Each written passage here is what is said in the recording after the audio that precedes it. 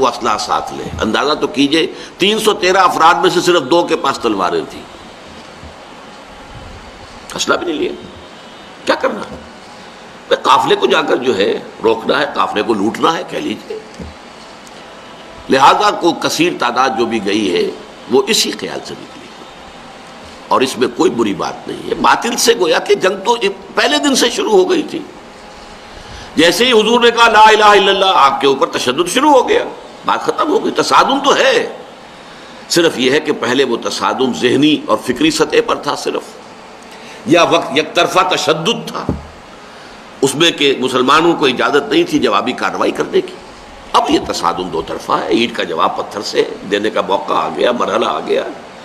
اور اس انقلاب کی تکمیل کے لیے انگریزی میں ایک لفظ آتا ہے پش. ایک تو PUSH پش، کسی چیز کو دھکا دینا، ایک ہے PUTCH.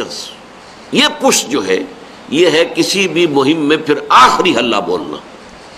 تو یہ پش جو ہے انقلابی جد و جہد کا فائنل پش جو ہے وہ ہے یہ آرم کانفلکٹ. اور اس کا بھی آغاز اس ایکٹیو ریزسٹنس کے نتیجے میں جو حضور نے 1 سال تک جاری رکھا، اس کے نتیجے میں یہ 1000 کی فوج نکلی. حضور جب اپنے 313 ساتھیوں کو لے کر تقریباً درمیان میں تھے مدینے اور بدر کے، وہاں حضور کو وحی کے ذریعے سے اللہ نے اطلاع دے دی کہ مکے سے ایک لشکر بھی چل چکا ہے، بڑا طاقتور لشکر. اور ساتھ ہی اے محمد صلی اللہ علیہ وسلم، ہمارا وعدہ ہے کہ ایک تو وہ جو اوپر سے قافلہ آ رہا ہے شمال سے، اور ایک جو جنوب سے آ رہا ہے لشکر، ان 2 میں سے ایک پر ہم ضرور مسلمانوں کو فتح دے دیں گے. یہ وحی جب حضور پر آ گئی اور آپ کو اطلاع مل گئی کہ مکے سے تو قریش کا ایک فوج نکل آئی ہے، مسلح، کیل کانٹے سے لیس، پوری تیاریوں کے ساتھ. اب آپ نے ایک مجلس سے مشاورت منعقد کی اور آپ نے مسلمانوں کے سامنے یہ مسئلہ رکھ دیا کہ دیکھو ہم نکلے تھے اس کام کے لیے، لیکن اب صورت اللہ تعالیٰ کی طرف سے یہ پیش آ گئی ہے، وہ قافلہ بھی آ رہا ہے اور ادھر سے لشکر بھی آ رہا ہے، اور اللہ کا وعدہ ہے ان میں سے ایک پر لازماً اللہ ہمیں فتح عطا کر دے گا.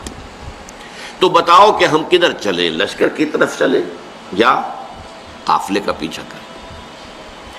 اس کو آپ جدید اصطلاح میں یہ کہہ سکتے ہیں کہ یہ اپنے ساتھیوں کے مورال کو ریڈ کرنے کی حضور کی طرف سے ایک کوشش تھی.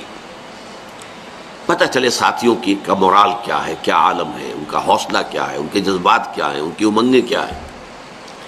آیا وہ ڈر جاتے ہیں یہ سن کر کے لشکر آ رہا ہے، قریش کا لشکر؟ قریش کا تو یوں سمجھیے کہ اس کا لفظ ہی ایک دہشت پیدا کرنے والا تھا عرب کے اندر. قریش، ان کا لشکر اور تیاری کے ساتھ پوری طریقے سے کیل کانٹے سے لیس، یا یہ ہے کہ ان کے اندر اس کیفیت سے اور استقامت پیدا ہوتی ہے کہ ٹھیک ہے اب وقت آیا، اب وقت شہادت آیا ہے، اب وقت آیا ہے کہ ہم اپنا جو مقصود و مطلوب ہے، شہادت ہے مطلوب و مقصود مومن، نہ مال غنیمت نہ کشور کشائی.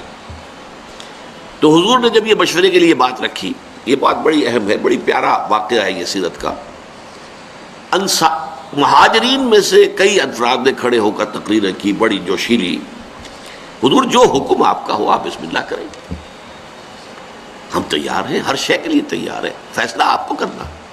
حضرت ابو بکر نے تقریر کی رضی اللہ تعالی عنہ، لیکن حضور نے کوئی خاص اہمیت نہیں دی. حضرت عمر نے تقریر کی، اب بھی حضور نے کوئی خاص اہمیت نہیں دی. فرمایا بھائی دو مشورہ دو، آپ لوگ مشورہ دیجئے.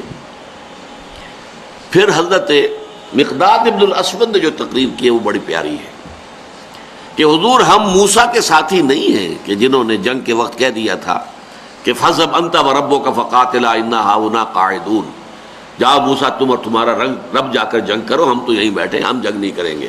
ہم موسیٰ کے ساتھی نہیں ہیں، ہم محمد کے صحابی ہیں صلی اللہ علیہ وسلم.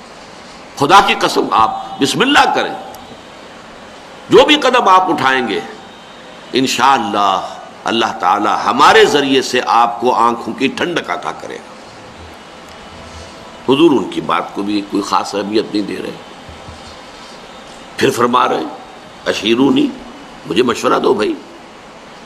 اب یہ بات جو ہے انصار کی سمجھ میں آ گئی کہ حضور کا روح سخن ہماری جانب ہے، کیونکہ انصار سے جو معاہدہ ہوا تھا بیعت عقبہ ثانیہ میں، وہ یہ تھا کہ اگر مدینے پر حملہ ہوگا تو ہم آپ کی حفاظت کریں گے اپنے اہل و عیال کی طرح۔ ابھی مدینے پر حملہ نہیں ہوا تھا، بلکہ حضور آگے بڑھ کر نکل آئے ہیں مدینے سے، اور جنگ مدینے سے باہر ہو رہی ہے۔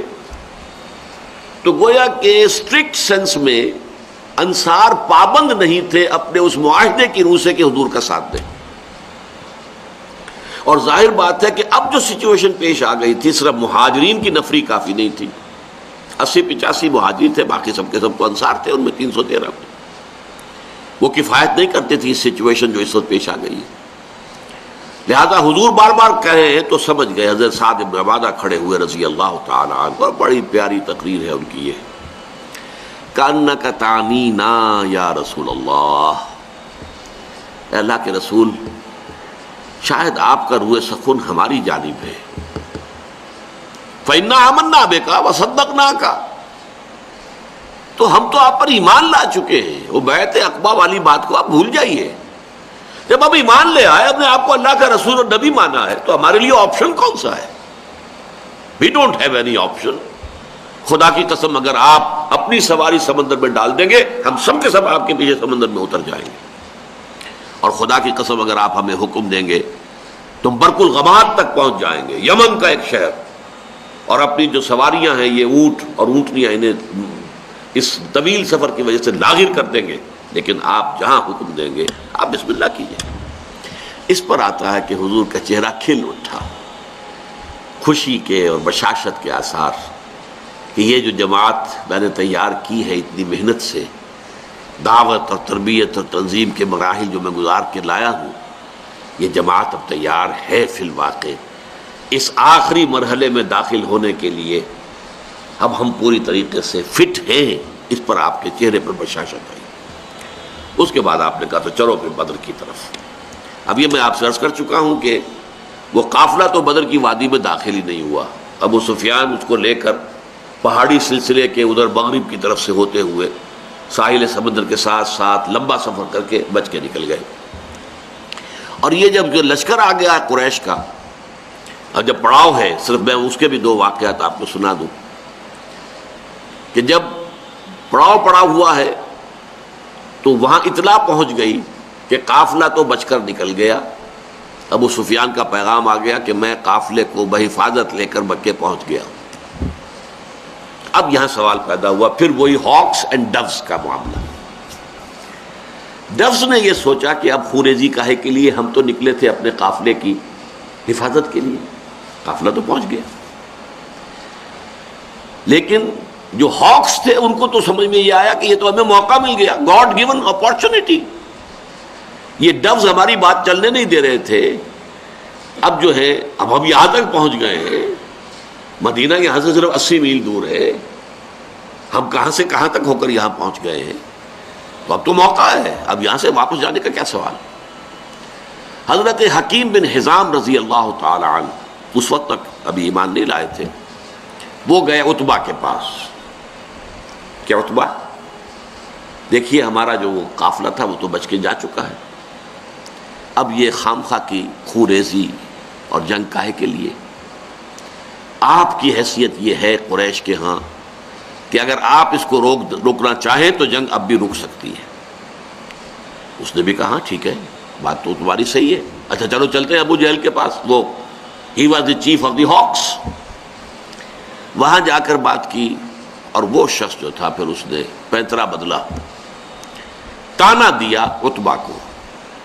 عتبہ کے بیٹے تھے حضرت حذیفہ رضی اللہ تعالی عنہ، جو ایمان لا چکے تھے، حضور کے ساتھ تھے۔ ہاں معلوم ہوتا ہے عتبہ بیٹے کو سامنے دیکھ کر تم پر بزدلی طاری ہو گئی ہے۔ اب یہ عرب کے لیے بہت بڑا تانا تھا۔ دوسری طرف اس نے یہ کیا کہ وہ جو ایک مارا گیا تھا وادی نخلہ میں ایک مشرک، اس کے بھائی کو بلایا کہ دیکھو یہ تمہارے بھائی کے قاتل جو ہیں وہ اب سامنے پڑے ہوئے ہیں، لیکن یہ لوگ چاہتے ہیں کہ جنگ نہ ہو۔ اس نے فوراً کپڑے پھاڑے، وہاں کا جو ان کا ایک قبائلی رواج تھا، چیخنا چلانا شروع کیا، اپنے اس مقتول بھائی کا نام لے کر کے اس کا انتقام، اس کا قصاص لے کر جائیں گے، وہاں سے نہیں جائیں گے واپس یہاں سے۔ عتبہ نے بھی اس طعنے کا جواب دیا کہ یہ صبح معلوم ہوگا کہ کون کاورڈ ہے، کون بزدل ہے۔ ظاہر بات ہے کہ عتبہ کو یہ بات کھا گئی، وہ چونکہ نسبتاً شریف النفس لوگوں میں سے تھا، یعنی عمر کے اعتبار سے بھی بزرگ، ویسے بھی تباہیں ہیں ہر ایک کی، جیسے کہ وہ شعر ہے کہ نہ ہر زن زنست و نہ ہر مرد مرد، خدا پنج انگوش یکساں نہ کر۔ نہ اہل ایمان میں سے سب ایک درجے کے تھے، برابر کے تھے، نہ کفار میں سب ایک درجے کے تھے۔ کافروں میں انتہائی سخت معاند بھی تھے، اور کافروں میں وہ شخص بھی تھا جنہوں نے حضور کو پناہ دی تھی، جبکہ آپ طائف سے آئے ہیں مایوس لوٹ کر، وہ بھی کافر ہی تھا، مشرک تھا۔ اور ظاہر بات ہے کہ ابو طالب بھی تو کفر ہی کی حالت میں دنیا سے گئے ہیں، لیکن حضور کی مدد کرتے رہے، آپ کو سہارا دیتے رہے۔ تو ہر طرح کے لوگ ہوتے ہیں۔ تو عتبہ در حقیقت ان میں سے شریف النفس لوگوں میں سے تھا، لیکن شریف آدمی کو پھر یہ تانا بھی کھا جاتا ہے بری طرح۔ تو اس نے کہا اچھا یہ تو کل صبح پھر فیصلہ ہوگا کہ بزدل کون ہے۔ نتیجہ یہ ہوا ہے کہ پھر اگلے دن سب سے پہلے عتبہ میدان میں آیا۔ یہ اس تانے کا نتیجہ، اپنے بھائی شیبہ بن ربیعہ کو بھی ساتھ لیا، اپنے بیٹے ولید بن عتبہ، حضرت حذیفہ کا چھوٹا بھائی۔ اب بڑا بھائی حضور کے ساتھ ہے، چھوٹا بھائی یہاں مقابلے میں آیا۔ یہ نکلے جیسے کہ پرانے زمانے میں رواج تھا، مبارزت، چیلنج کیا، آئے کوئی ہمارے مقابلے میں۔ ادھر سے 3 انصاری صحابی نکلے، انہوں نے پوچھا کون ہے آپ لوگ، ڈسکلوز یور آئیڈینٹی۔ انہوں نے بتایا ہم انصار میں سے ہیں۔ کہ نہیں تم سے ہم جنگ کرنے آئے ہی نہیں ہیں، ہماری شان سے فروتر ہے کہ ہم یہ کاشتکاروں سے جنگ کریں۔ تانا دیا کہ مدینے کے لوگ تو کاشتکار لوگ ہیں، ہمارے مد مقابل بھیجو محمد صلی اللہ علیہ وسلم جو ہمارے قابلے کے ہو۔ حضور نے ان تینوں کو اشارہ کیا واپس آ جاؤ۔ اب حضرت حذیفہ نکلنے لگے باپ کے مقابلے کے لیے، حضور نے روک دیا۔ حضور کی شفقت و رحمت نے اسے گوارا نہ کیا کہ باپ بیٹے کے مقابلے میں آئے اور بیٹا باپ کے مقابلے میں آئے۔ لیکن پھر بہرحال 3 نکلے، حضرت حمزہ عتبہ کے مد مقابل، حضرت علی اور حضرت حارثہ ابن عبد المطلب۔ آپ یہ بن مطلب، عبد المطلب نہیں، یہ 3 قرشی نکلے۔ ہاں انہوں نے جب بتایا کہ ہاں ٹھیک ہے اب ہمارے مقابلہ جو ہے برابر کی چوٹ کا ہے۔ بہرحال نتیجہ کیا نکلا کہ تینوں کو واصل جہنم کیا۔ اگرچہ حضرت حارثہ جو تھے وہ بھی زخمی ہو گئے، تلوار کا وار ان کی ٹانگ پر پڑا، ٹانگ کٹ گئی تو گر گئے، لیکن پھر جس سے مقابلہ ہو رہا تھا حضرت علی نے اس کو بھی واصل جہنم کیا۔ یہ جو ہیں جو زخمی ہو گئے تھے، یہ واپس جاتے ہوئے جبکہ بدر سے جا رہے تھے حضور فتح مند ہو کر مدینے کی طرف، تو درمیان میں ان کا انتقال ہو گیا۔ تو ان کے سمیت 14 صحابہ جو ہیں شہید ہوئے، جبکہ 70 قرشی کھیت رہے، واصل جہنم ہوئے۔ اور ان 14 میں سے کوئی بھی نمایاں شخص نہیں تھا بہت بڑا، اور وہ سارے کے سارے چوٹی کے لوگ تھے، تمام سرداران قریش، اور 70 کو قیدی بنا لیا۔